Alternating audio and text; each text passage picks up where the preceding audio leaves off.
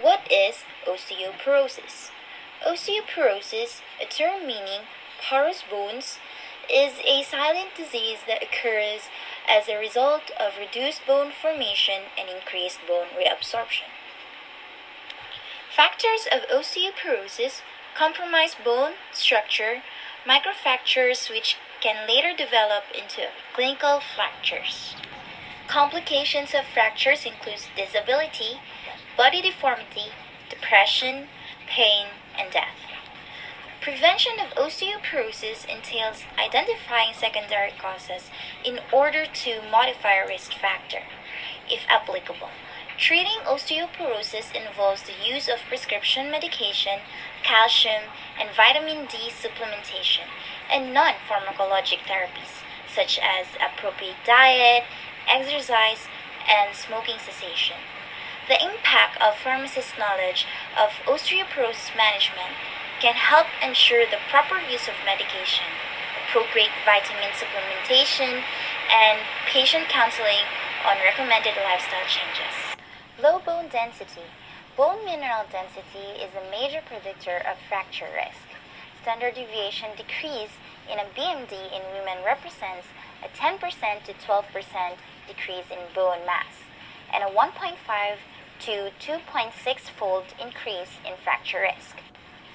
Bone loss occurs when bone reabsorption exceeds bone formation, usually from high bone turnover when the number or depth of a bone reabsorption sites greatly exceeds the raised and ability of osteoblasts to form new bone. Women and men begin to lose a small amount of bone mass starting at the third or fourth decade of life as a consequence of a slight reduction in bone formation. So around 30s to 40s of women and men's age, they will lose a small amount of bone mass. Women during premenopause and for up to 5 to 7 years after menopause, they can experience an accelerated rate of bone loss because of drop in circulating estrogen and an increase of bone reabsorption. Major factors influencing bone losses: hormonal status, exercise, aging, nutrition, lifestyle, disease states, medication, and some genetic influence. And let's take a note that non-hormonal risk factors are similar between men and women. Impaired bone quality. In addition to BMD, the strength of bone is highly impacted by the quality of the bone's material properties and its structure.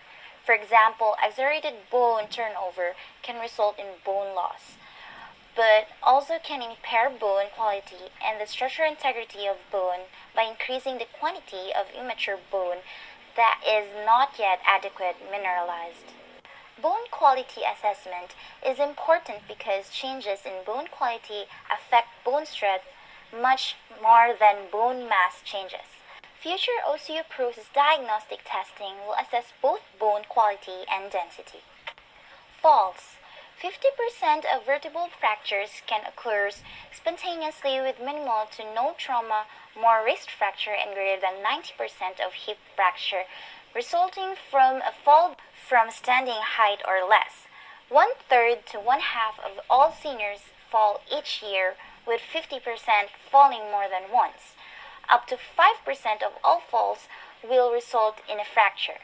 Risk of falling increases with advanced age, predominantly a result of balance, gait, and mobility problems, poor vision, reduced muscle strength, impaired cognition, multiple medical conditions such as stroke, Alzheimer's dementia, Parkinson's disease, and polypharmacy.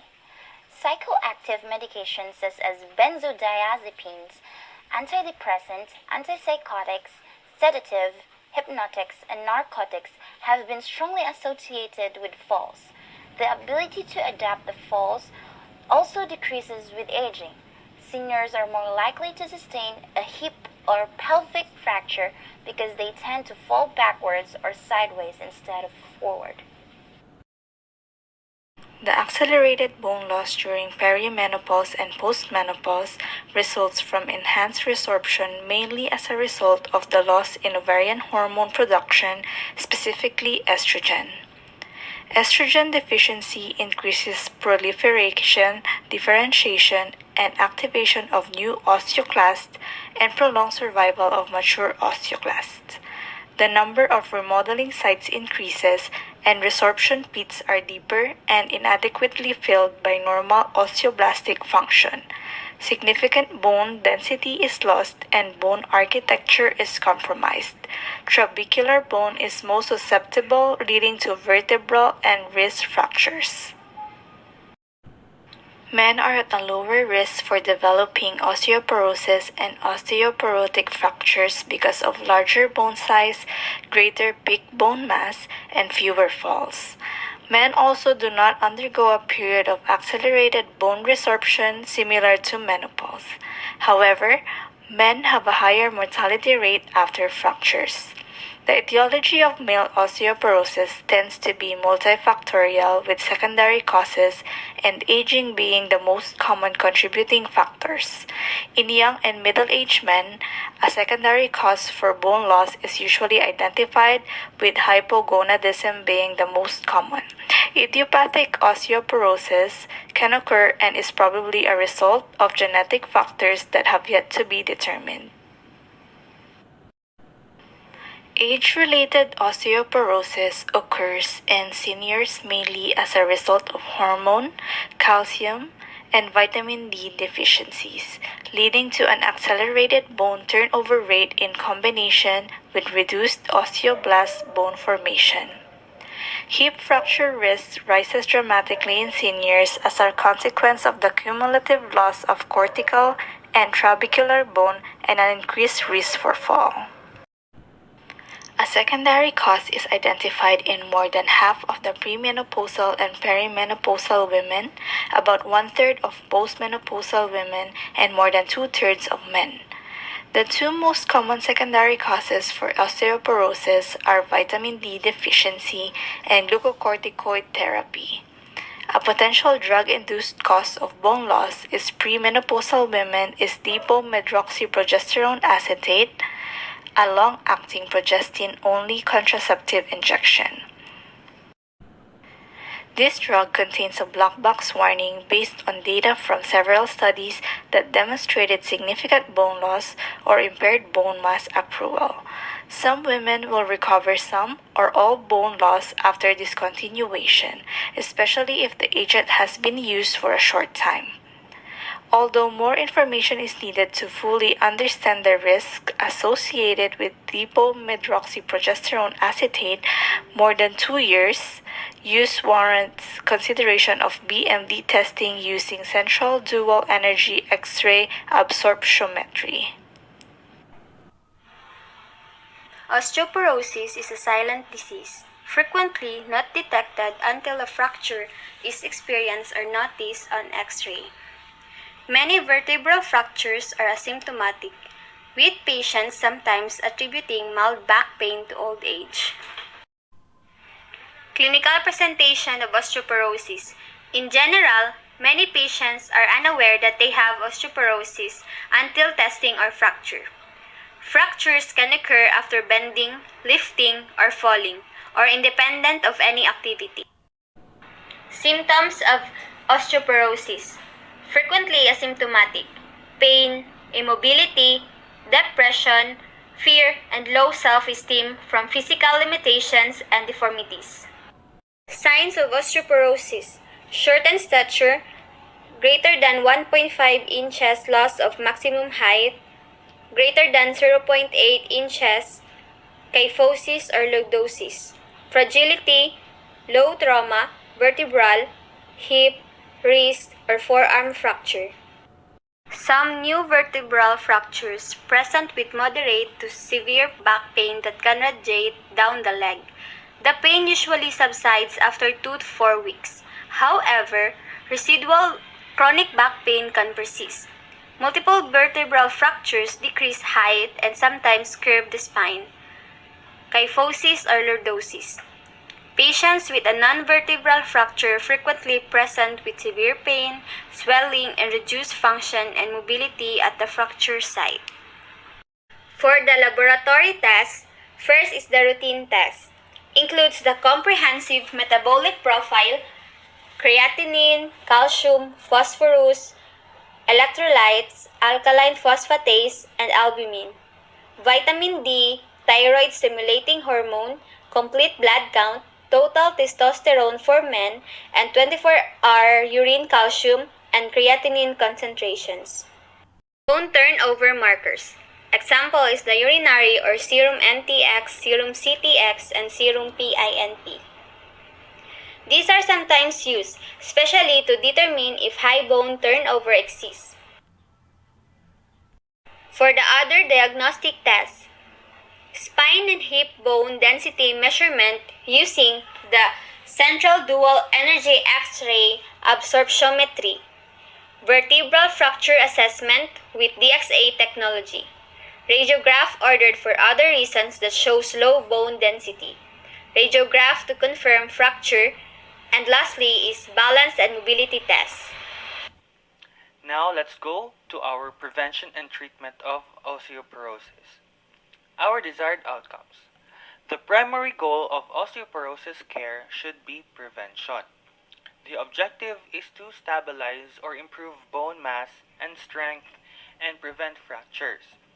In patients who have already suffered osteoporotic fractures, reducing pain and deformity, improving functional capacity, improving quality of life, and reducing future falls and fractures are the main goals. General approach to prevention and treatment. A bone-healthy lifestyle should begin at birth and continue throughout life, and provides the foundation for osteoporosis prevention and treatment. The book has provided us an algorithm for the management of osteoporosis in postmenopausal women and men aged 50 or and older. Okay, so for this algorithm, as you can see, there is a evaluation of risk factors, and also for evaluation if there are diseases present. Okay, so most of our medications would involve supplementation such as our dietary calcium or vitamin D. Also, we give counseling to improve their bone healthy lifestyle. So later we will discuss the different kinds of drugs. Now for the non-pharmacologic treatment. Non-pharmacologic therapy, referred to as a bone healthy lifestyle, includes proper nutrition, moderation of alcohol intake, smoking cessation, exercise, and fall prevention. So naturally, sa diet natin, we must have a well-balanced diet. So kailangan natin ng calcium, yung mga supplements natin like calcium, vitamin D, magnesium, boron, and vitamin K. And then, we also need to have to moderate our alcohol consumption because this increases our risk for osteoporosis and fractures. Also, so hindi pa natin alam, no? So caffeine can also affect our bone density. So excessive caffeine consumption is associated with increased calcium excretion. So, increased din ang rate sa ating bone loss and also a moderate risk sa ating mga fractures. Physical activity or exercise is an important non-pharmacologic approach to preventing osteoporotic fractures. So, people at risk of osteoporosis should participate in exercise, including weight-bearing activities at least 3 to 4 times weekly for 30 to 40 minutes per session. So older adult recommendations from the American Heart Association can be advocate as well. So a regular exercise for between 30 to 40 minutes per day is really good in preventing our fractures as well as our fall prevention. So in our fall prevention, we have to strengthen our body. So this can be achieved by our physical activities as well. Okay, now we will proceed to our pharmacologic therapy. Because non-pharmacologic interventions alone are frequently insufficient, so that is why medication therapy is often necessary. So the book, guys, actually gave us a table, or has provided a table for us to easily memorize or easily be familiarized with our medications. So frequently we give um, anti-resorptive medications, so such as our um, nutritional supplements, which is the calcium, vitamin D, and also our prescription medications, our bisphosphonates, rank ligand inhibitor, EAA, or our estrogen agonist antagonist, and also our tissue selective estrogen complex, or our TSEC, calcitonin, and also our formation medications. The important details of our drugs is actually summarized in the table, so I will not discuss furthermore the drugs, but I will just like to mention the drug treatments of first choice. So combined with adequate calcium and vitamin D intakes, alendronate, risedronate, zoledronic acid, and denosumab are the prescription medications of choice because they both reduce hip and vertebral fracture risks. Abaloparatide, bazidoxifene, conjugated equine estrogens, ibandronate, raloxifene, romosozumab, and teriparatide are alternatives since they decrease vertebral but not hip fracture risks. So calcitonin is last line therapy. Since we are dealing with older adults aged 60 to 65 or 65 and above, we are prone to some challenges. So challenges with oral bisphosphonate administration requirements exist for older adults who are bedbound, have difficulty swallowing, have fluid restrictions for cardiovascular or kidney diseases, or forget to drink adequate amounts of fluid or stay upright for the given time. So sometimes not initiating or stopping osteoporosis medication might be warranted for older adults with conditions such as severe Alzheimer's disease or during palliative or hospice care.